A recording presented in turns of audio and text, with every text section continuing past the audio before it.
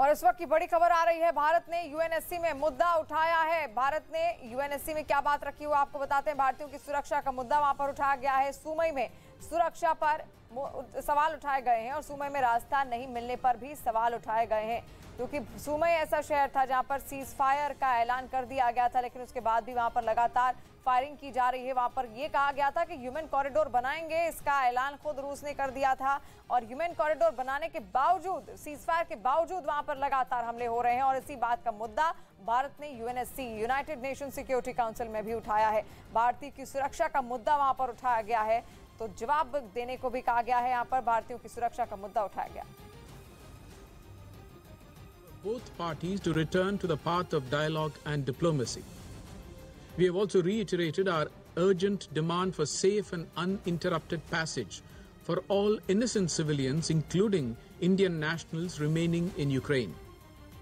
We are deeply concerned that despite our repeated urgings to both sides, the safe corridor for our students stranded in Sumy did not materialize.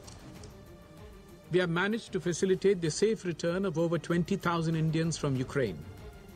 We have also assisted nationals from other countries who approached us in their return to their respective countries.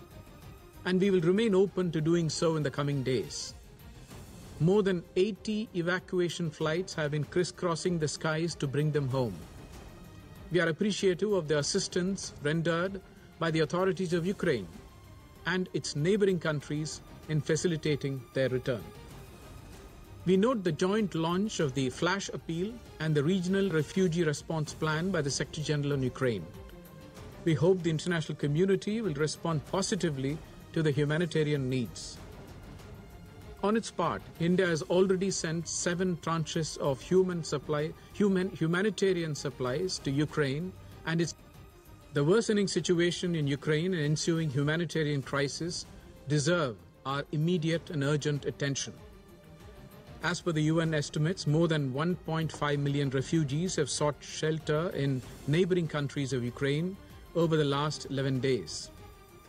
This has led to a pressing humanitarian crisis that needs to be addressed expeditiously.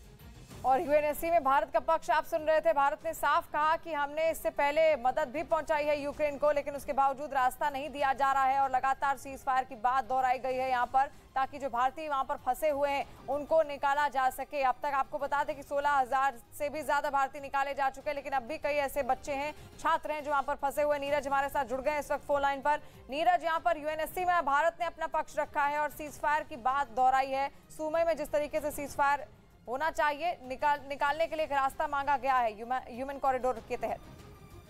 देखिए, संयुक्त राष्ट्र सुरक्षा परिषद में भारत ने कई बार अपने छात्रों की सुरक्षा और सेफ्टी का मसला उठाया था, लेकिन पहली बार ऐसा हुआ कि सुमी में भारतीय छात्र जो फंसे हुए उस मसले को रखा और चिंता भी जाहिर की है कि तमाम कोशिशों के बावजूद अब तक ह्यूमन कॉरिडोर नहीं बन सका। तो एक अंतर्राष्ट्रीय अपील है संयुक्त राष्ट्र के मंच के माध्यम से। अब देखना होगा कि रूस और यूक्रेन क्या इस तरह की कोई भी बीच का रास्ता निकाल पाते, ताकि सुमी में फंसे भारतीय छात्र और दूसरे देशों के छात्र अपने घर वापस लौट सके। जी, और ये बेहद जरूरी भी है और इसीलिए लगातार सीज फायर को दोहराया गया है, क्योंकि कई ऐसे क्षेत्र हैं रूस के, यूक्रेन के, जहां पर रूस ने सीज फायर का ऐलान कर दिया था, लेकिन सुमई में भी सीज फायर के ऐलान की बात रखी गई है भारत की ओर से। और रूस और यूक्रेन के बीच तीसरे दौर की बातचीत भी बेनतीजा रही। यूक्रेन ने कहा कि आज की बातचीत में दोनों देशों के बीच किसी भी मुद्दे पर सहमति नहीं बन पाई। इससे पहले भी रूस और यूक्रेन के बीच 2 दौर की बातचीत हो चुकी है, लेकिन कोई नतीजा नहीं निकला। रूस ने यूक्रेन के सामने 4 शर्तें रखी हैं और कहा है कि अगर यूक्रेन इन 4 शर्तों को मान लेता है तो तुरंत युद्ध बंद कर दिया जाएगा। रूस ने सैन्य कार्रवाई बंद करने, तटस्थ बने रहने के लिए संविधान में बदलाव, क्राइमिया को रूस के हिस्से के तौर पर मान्यता और डोनेट्स्क लुहांस्क को स्वतंत्र देश के तौर पर मान्यता देने की शर्त रखी है। और इस वक्त की बड़ी खबर सामने आ रही है, यूक्रेन का रूस पर बहुत बड़ा आरोप लगा है। रिहायशी इलाकों में हमले का आरोप लगाया गया है यूक्रेन की तरफ से रूस पर। सुमई में इमारतों पर मिसाइलें दागी गई हैं और इससे पहले भी हमने आपको यूएनएससी की बात दिखाई थी, किस तरीके से वहां पर भारत ने अपना पक्ष रखा था। तो सुमई का ही वो इलाका था जहां पर लगातार बमबारी की जा रही है रूस और यूक्रेन की ओर से। और यहाँ पर यूक्रेन अब ये दावा कर रहा है कि रूस लगातार सुमई में बमबारी उसकी ओर से की जा रही है। रिहायशी इमारतों को निशाना बनाया जा रहा है, जिसकी वजह से वहां पर सीजफायर नहीं हो पा रहा है, उसकी घोषणा नहीं हो पा रही है, ह्यूमन कॉरिडोर नहीं बनाया जा सक रहा है, क्योंकि सुमई में बहुत सारे भारतीय छात्र हैं जो वहां पर फंसे हुए हैं और अन्य नागरिक भी हैं जो वहां पर फंसे हुए हैं। तो ऐसे में ये बड़ी दिक्कत और चिंता का विषय भारत के लिए भी है, क्योंकि सुमई का जो इलाका है वहां पर कई छात्र फंसे हैं, उनको निकालने की कवायद वो चाहता है किसी भी तरीके से। लेकिन यहाँ पर यूक्रेन ने बड़ा आरोप रूस पर लगाया है कि सुमई के क्षेत्र में वो कई इमारतों पर मिसाइल दाग रहा है।